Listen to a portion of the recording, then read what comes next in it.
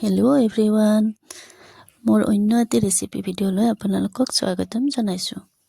আহকচোন আজি বেঙেনা বেলেগ ধৰণে ফ্ৰাই কৰোঁ। বেঙেনা এটা লৈ এনেধৰণে মই কাটি লৈছোঁ। তাৰপিছত বাতি এটাত মই সৰিয়হ, ধনিয়া, নহৰু আৰু শুকান জলকীয়া দুটামান এনেদৰে তিয়াই ৰাখিছোঁ।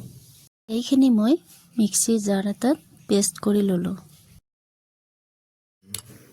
এতিয়া এই পেষ্টখিনি মই বেঙেনাখিনিৰ ওপৰত এনেদৰে দি লৈছোঁ।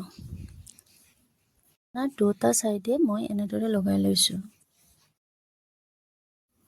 কেৰাহী এটাত তেল অকণ গৰম হ'ব দি বেঙেনাখিনি মই ফ্ৰাই কৰি ল'লোঁ। এতিয়া আমাৰ বেঙেনা ফ্ৰাই ৰেডি। কোনে কোনে এনেদৰে বেঙেনা ফ্ৰাই কৰি খাইছে কমেণ্ট বক্সত জনাবলৈ নাপাহৰিব। ভিডিঅ'টো কেনে পালে জনাব। Thank U.